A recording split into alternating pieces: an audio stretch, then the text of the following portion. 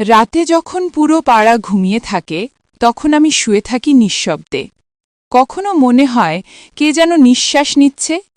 পাশের ঘরে থাকা আরিফ হয়তো তখনও জেগে থাকে, আমি জানি না। কিন্তু যখন হঠাৎ দরজায় খুব নরম শব্দ হয়, টক টক, শব্দটুকু শুনেই বুঝি ও আবার এসেছে। আজও একইভাবে বলবে, আপু, আমি বর্ষায় ভয় পাই, ঝড়ের রাতে ঘুমাতে পারি না। জানি তার ভয় পাওয়ার কথা না, ও 18 বছর বয়সের ছেলে, উচ্চতা আমার চেয়েও বেশি। কিন্তু ওর চোখ দুটোই কিছু আছে, যেন বলতে চায়, আপু তুমি বুঝো আমি কি চাই। কিন্তু মুখে কখনো বলে না, শুধু দাঁড়িয়ে থাকে দরজার ফাঁকে। আমিও চুপচাপ উঠে দরজা খুলি। আজও খুললাম। দরজা খুলতেই দেখলাম আরিফ দাঁড়ানো, ছাতা ধরা না, বৃষ্টি নেই, কিন্তু চোখে যেন কোথাও ভিজে থাকা কাহিনী। আমি সরি আপু। ওর কণ্ঠ হালকা কাঁপা। আমি হাসলাম। আবার ভয় লাগছে বলেই কি আসছো? ও মাথা নেড়ে হ্যাঁ বলল, কিন্তু গলার স্বরটা ঠিক ভয়ের মতো শোনায় না। আমি বললাম, আয় ভিতরে ঢোক। দরজা বন্ধ করলাম। ও ধীরে ধীরে বিছানার পাশে এসে বসল। আমি ঘরের বাতি ডিম করে দিলাম। মৃদু আলোয় ওর মুখ দেখতে পাই। চোখ জোড়া নিচের দিকে নেমে যায়, তারপর আবার উঠে তাকায় আমার দিকে। যেই মুহূর্তে চোখে চোখ পড়ে যায়, আবারও মুখ ফিরিয়ে নেয়। আমি জিজ্ঞাসা করলাম, তোর কি সাহস নেই আমার দিকে তাকানোর? ও খুব ধীরে বলল, সাহস আছে আপু, কিন্তু কই থেকে বুঝবো কোন সীমাটা পার করা যাবে আর কোনটা না? আমি দীর্ঘ নিঃশ্বাস নিলাম। ওর কথায় লুকোনো অনুভূতির চাপে ঘরের বাতাস ভারী হয়ে গেল। আজ তুই ঘুমবি? ও ধীরে মাথা নেড়ে বলল, হ্যাঁ প্লিজ। আমি বললাম, ঠিক আছে, কিন্তু চুপচাপ ঘুমাবি। ওর ঠোঁটে এক সাদা লাজুক হাসি এলো। আমি জানি ও বোঝে না আমার নিজের ভেতরেও কিছু অদ্ভুত জেদ জমে আছে। কিছু বলা যায় না, কিন্তু অনুভব করা যায়। আমি আর একটা বালিশ দিলাম। ও মর্যাদা নিয়ে বালিশ নিল, যেন বোঝাতে চায় সম্মান আছে আমার। চোখে কোনো দুষ্টু খেলা ছিল না, শুধু টানা অদ্ভুত নীরবতা। আমি বিছানায় শুয়ে পড়লাম। ও পাশে শুলো। আমাদের মাঝে একটু ফাঁকা দূরত্ব, কিন্তু সেই দূরত্বটাই যেন হাজার গল্পকে চাপা দেয়। বৃষ্টি না থাকলেও রাতের বাতাসে শীতলতা ছিল। হঠাৎ লাইট চলে গেল, ঘর অন্ধকার। আরিফ খুব আস্তে বলল, আপু তুমি আছো তো? আমি বললাম, হ্যাঁ, চুপচাপ ঘুমা।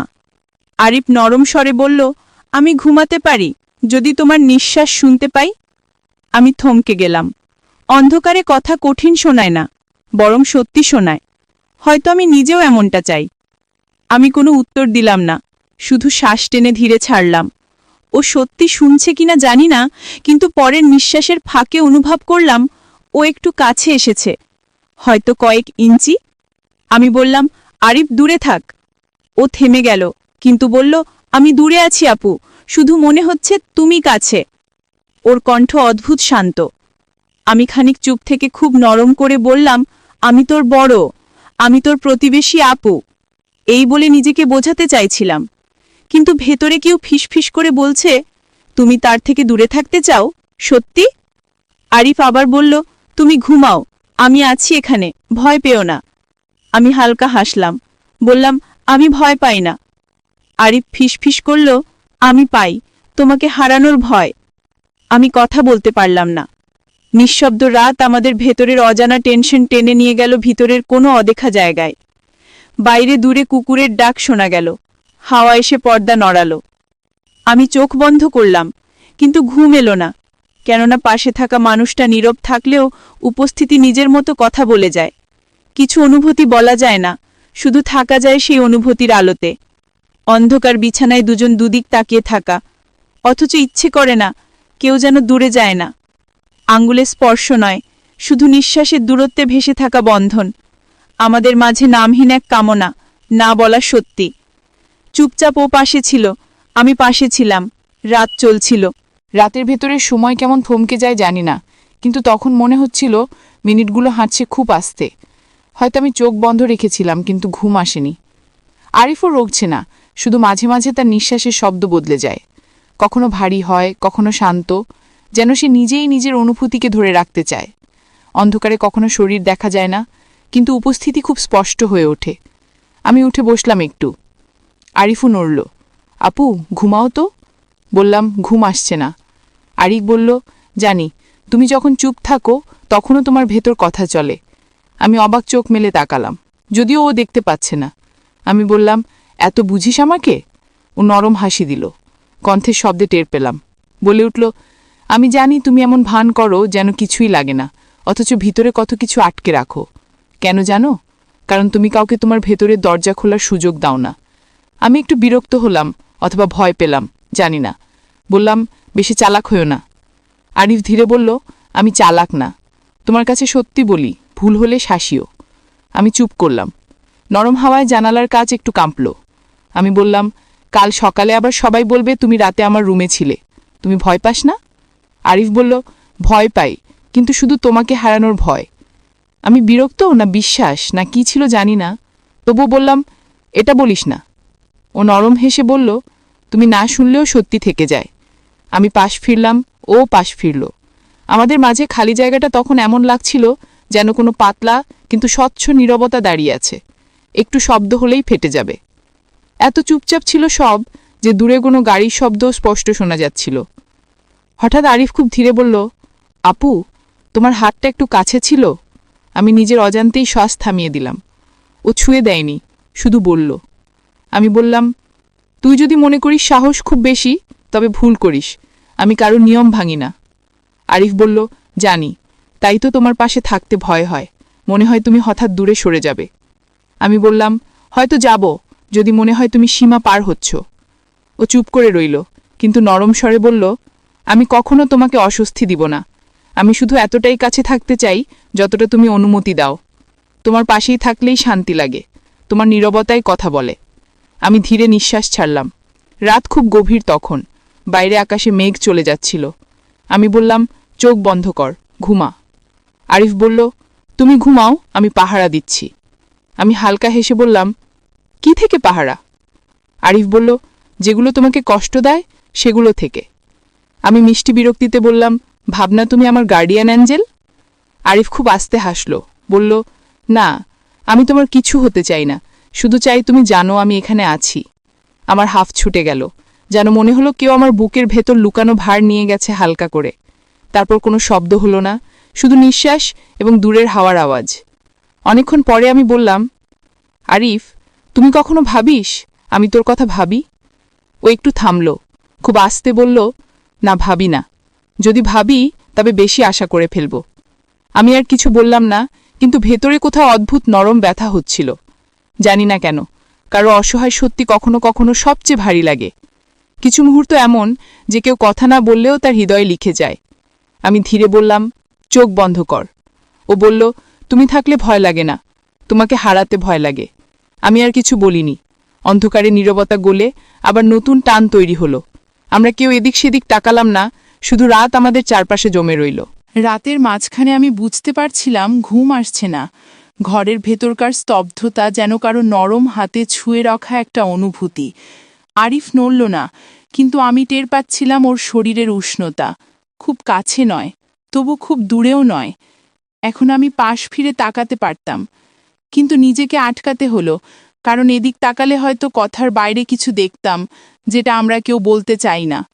অন্ধকার এত ঘন ছিল যে তবু একটা মৃদু আলো মানুষ চোখে তৈরি হচ্ছিল, যেখানে ওর মুখ দেখা যায়, শান্ত, নরম, কিন্তু বুকের ভেতরে ঢেউ আড়াল করে রাখা। আমি বললাম, আরিফ, তুই জেগে আছিস? খুব আস্তে বললাম, যেন বাতাসও না শোনে। আরিফও খুব ধীরে বলল, হ্যাঁ আপু, ঘুম আসছে না। আমি বললাম, কেন? ও বলল, তুমি থাকলে মাথা শান্ত হয়, কিন্তু বুক অদ্ভুত টেনে ধরে, যেন কিছু বলা দরকার অথচ বলা যাবে না। আমি ঠোঁট কামড়ালাম। কথা তো সাধারণ, অথচ শব্দের মধ্যে কতটা কাঁচা অনুভূতি ছিল। বললাম, কথা না বলাই ভালো, হয়তো বেশি বলা মানে নিজেকে হারানো।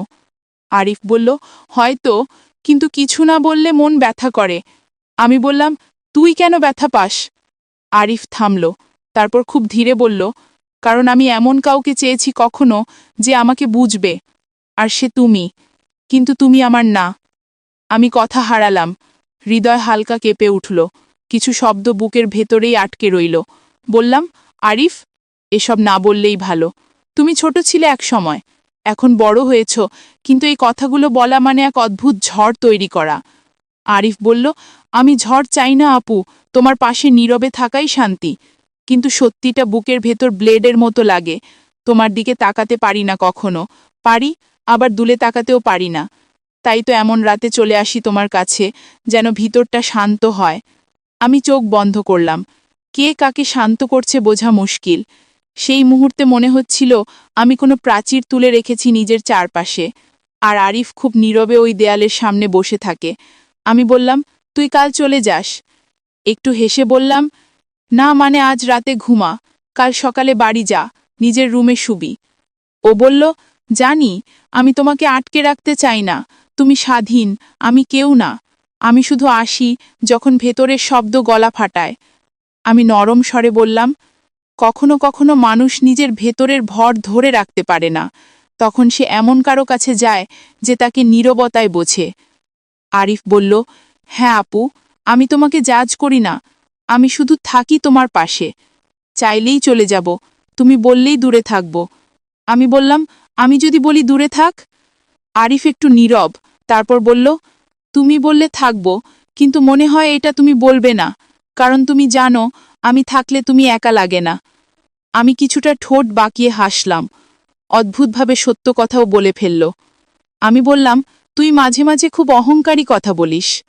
আরিফ বলল, অহংকার না আপু, তোমার চোখে মাঝে মাঝে খুব নরম দুঃখ দেখি। তুমি হাসলেও মনে হয় ক্লান্ত, তাই ভাবি তুমি চাই না আমি যাই। আমি চুপ হয়ে গেলাম। এমন সত্যি শোনা কখনো কখনো ভয়ও দেয়। নিজেকে লুকাতে ইচ্ছে করে, আবার মনে হয় কারো এমন চিন্তা করা যেন একটা নিরাপত্তা। আমি বললাম, আরিফ, একটা কথা বলি? ও বলল, বলো আপু। আমি বললাম, এই যে মানসিক জঙ্গলে আমি আটকে থাকি, সেখানে কেউ ঢুকতে পারে না, তুই ঢুকতে চাইছিস কেন? আরিফ আস্তে বলল, কারণ তুমি শক্ত। এমন মানুষকে দেখে আমার নিজের সাহস বাড়ে। তুমি শুধু স্ট্রং না, তুমি অনুভূতিও লুকাতে জানো। আমি তোমার ভেতরের মানুষটাকে দেখতে চাই, যে ভয় পায়, ক্লান্ত হয়, ভালোবাসতে চায়, আর নিজের ওপর নিয়ন্ত্রণ হারাতে ভয় পায়। আমি চোখ বন্ধ করলাম, যেন সব খুলে যাচ্ছে এই এক রাতে। আমরা কত কথা বললাম, যা আলোরে বললে হয়তো রাগ হতো, লজ্জা হতো, এখানে শব্দ ভাসছিল একে অপরের দিকে চুপচাপ। আমাদের কাছে নীরবতায় সব বোঝা সহজ। আলাদা এক টান ছিল। কথাগুলোর পরে নীরবতা নামল, সেই নীরবতা যেটা আরামও দেয় আবার ভয়ও দেয়। আমি ধীরে বললাম, আরিফ, তুই ঘুমা। ও বলল, তুমি ঘুমাও আগে। আমি বললাম, না, তুমি আগে চোখ বন্ধ করো। ও বলল, যদি আমি চোখ বন্ধ করি আর চোখ খুললে তুমি না থাকো? আমি নরম হয়ে গেলাম, বললাম, আমি আছি। কখনো কখনো শুধু এই কথাই যথেষ্ট, শান্ত হতে। ও বলল, তাহলে আমি চোখ বন্ধ করলাম। আমি শুনলাম তার শ্বাস ধীরে ধীরে স্বাভাবিক হচ্ছে, কিন্তু আমি ঘুমাতে পারলাম না। আমার বুকের ঠিক মধ্যিখানে কেউ অদ্ভুতভাবে নিঃশ্বাস ফেলছিল। আমি ভাবছিলাম, কি এমন টান, যার নাম নেই, সম্পর্ক নেই, নিয়ম নেই, তবু এমন কেঁপে ওঠা। আমারও চোখ ভারী হচ্ছিল, কিন্তু ঘুম আসছিল না। শুধু মনে হচ্ছিল, যত চুপ রাত, তত বেশি কথা জমে আমার ভিতরে, আর পাশের জনের নিঃশ্বাস শুনলেই মনে হয় সে আমাকে শুনছে, আমার নীরবতা পড়ছে। আমরা দুজনেই দূরে, কিন্তু অদৃশ্যভাবে খুব কাছে। রাত তখন এমন পর্যায়ে যেখানে ঘড়ির টিকটিকাও শোনা যায় না, কিন্তু অন্ধকার যেমন ঘর ঢেকে রেখেছে, তেমনি কোনো আলো আমার বুকের ভেতর গোপনে জ্বলছে। ঠিক তখন আরিফ হঠাৎ খুব নরমভাবে ফিসফিস করল, আপু, তুমি ঘুমাওনি তো? আমি মৃদু স্বরে বললাম, না, তুমি? আরিফ বলল, না, তোমার নিঃশ্বাস শুনে মনে হচ্ছিল তুমি ভাবছিলে। আমি চুপ করলাম, কারণ সত্যি আমি ভাবছিলাম ওর কথা, নিজেকে ওর থেকে দূরে রাখার কথা, আর সেই অসম্ভব অভিমানের কথা যা জানি কোথাও জমে আছে। গলা শুকিয়ে গেল। বললাম, তুই আবার কথা বলিস? আরিফ শান্তভাবে বলল, তুমি কথা না বললে মনে হয় রাতে কিছু একটা অসম্পূর্ণ থাকে। আমি বললাম, মাঝরাতে অসম্পূর্ণ ভাবনা ভালো না। আরিফ বলল, অসম্পূর্ণ জিনিসই তো মানুষকে টেনে রাখে আপু, যা পাওয়া যায় না তা সবচেয়ে বেশি ভাবায়। আমি চোখ বন্ধ করে রাখলাম। ওর কথা কিছুটা সত্য। খুব ধীরে বললাম, তুমি কখনো ভেবেছ একসময় এই রাত থাকবে না? আরিফ চুপ। কয়েক সেকেন্ড পরে বলল, হ্যাঁ ভাবি। খুব ভয় পাই এই ভেবে, রাত শেষ হয়ে গেলে কি আমরা আগের মতো উদাস হয়ে দাঁড়াতে পারব, অচেনা হয়ে? আমি বললাম, হয়তো হবে, হয়তো দূরত্ব বাড়বে, যা এখন নেই। আরিফ বলল, দূরত্ব মানে তো ভুলে যাওয়া না আপু, দূরে থাকলেও মন তো একই থাকে। আমি হাসলাম নরম শ্বাসে, বললাম, সব সময় না, মনও ক্লান্ত হয়। আরিফ বলল, যদি মন ক্লান্ত হয় তবে আমি পাশে থাকব নীরবে। তুমি চাইলে দূরে থাকব, চাইলে কাছে থাকব। আমি তোমাকে বাঁধতে চাই না, শুধু চাই তুমি জানো কেউ আছে তোমার পাশে, নীরব হয়ে থাকলেও তোমাকে শোনে। আমি বললাম, তুই এত বড় বড় কথা শিখলি কবে? আরিফ ধীরে বলল, যখন তোমাকে অনুভব করলাম। মানুষ তখন বড় হয়ে যায় আপু, বয়সে না, অনুভূতিতে। আমি কিছু বললাম না, কারণ ওই কথায় আমি হার মেনে ফেললাম। নিজের সামনে নিজেকে লুকাতে লুকাতে কতদিন চলবে জানি না। বিছানার কাভারের ওপর হাতটা এত কাছে ছিল, আমার আর আরিফার মাঝে মাত্র কয়েক ইঞ্চি। কোনো স্পর্শ নেই, কিন্তু মনে হচ্ছিল ত্বকের উপর দিয়ে হাওয়ার মতো কারোর উপস্থিতি ঘুরছে। আমি আসতে বললাম, আরিফ, একটা কথা শোন, সীমা ভুলে যাস না। আমরা একবারই নই, এক পরিবার নই, শুধু পাশের মানুষ। আর তুই ছোট ভাই ডাকেই বড় হয়েছিস, আমাদের জানা নিয়ম আছে। আরিফ শান্তভাবে বলল, নিয়ম ভাঙতে চাই না আপু, নিয়মের ভেতরেই তোমার পাশে থাকতে চাই। নিয়মিত বলে সম্মান করতে হয়। আমি কখনো তোমাকে ছোট করে ভাবব না, আমি কখনো তোমার অনুমতি ছাড়া কোনো সীমা ছাড়াব না। আমি বললাম, তাহলে চুপচাপ ঘুমা। আরিফ বলল, চেষ্টা করছি, কিন্তু তুমি থাকলে মনে হয় সময় থেমে যায়, ঘুম এসে আবার ফিরে যায়। আমি বললাম, এমন কথা বলিস না। ও বলল, কেন?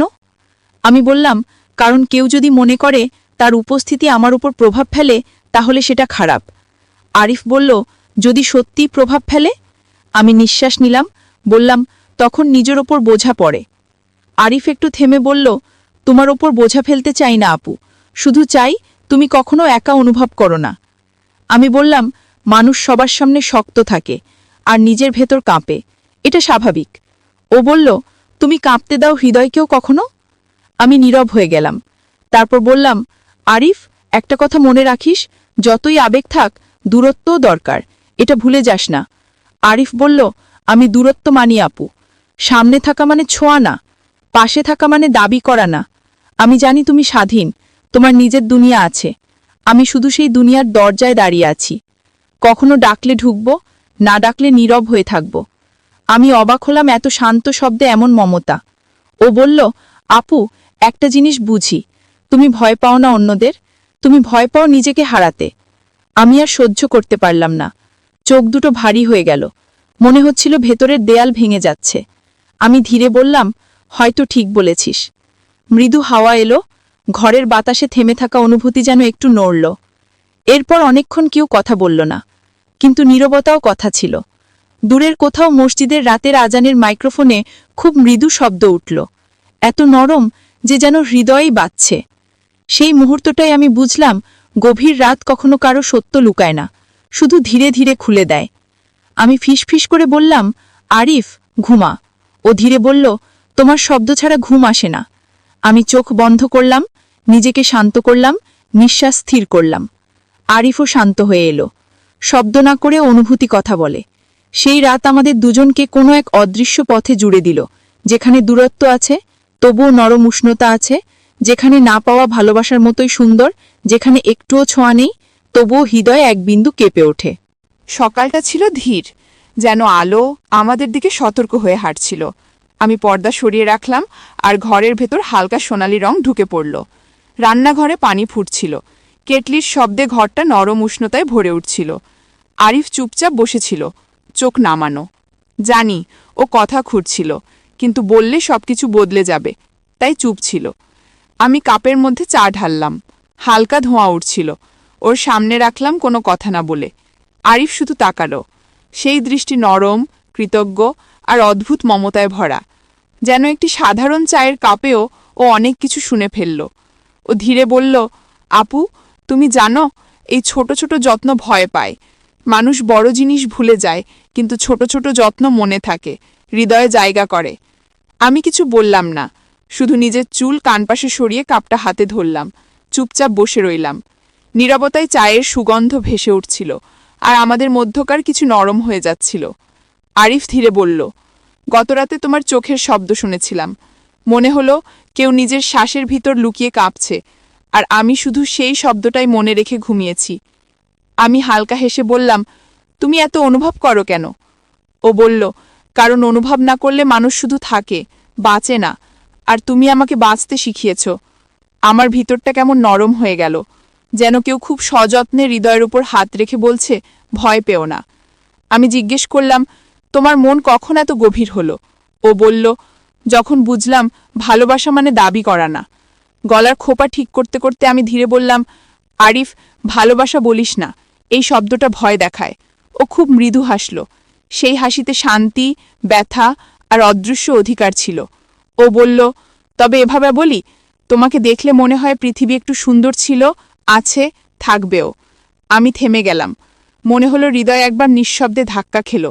বাইরে হালকা বাতাস উঠল, পর্দা নড়ে উঠল নরম আবেশে।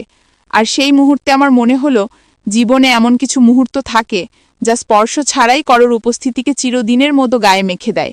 আমি ধীরে বললাম, আরিফ, মনে রাখিস, প্রতিটা সুন্দর অনুভূতি খুব নরম হয়, ভেঙে যায় সহজেই। তাই বেশি দূরে যাস না, আর খুব কাছে এসেও না। ও হালকা মাথা নেড়ে বলল, আমি থাকব ঠিক ওখানেই, যেখানে তোমার শান্তি থাকে। জোর নয়, ছায়া নয়, শুধু পাশে থাকা। না দেখা যায়, কিন্তু অনুভব করা যায় এমন জায়গায়। আমি চায়ের কাপ ঠোঁটে তুললাম, আর হালকা উষ্ণতা শরীর জুড়ে ছড়িয়ে গেল, ঠিক ওর কথার মতো, অদৃশ্য, তবুও গভীর। আর মনে হলো, আজকের সকালটা একটু ভিন্ন।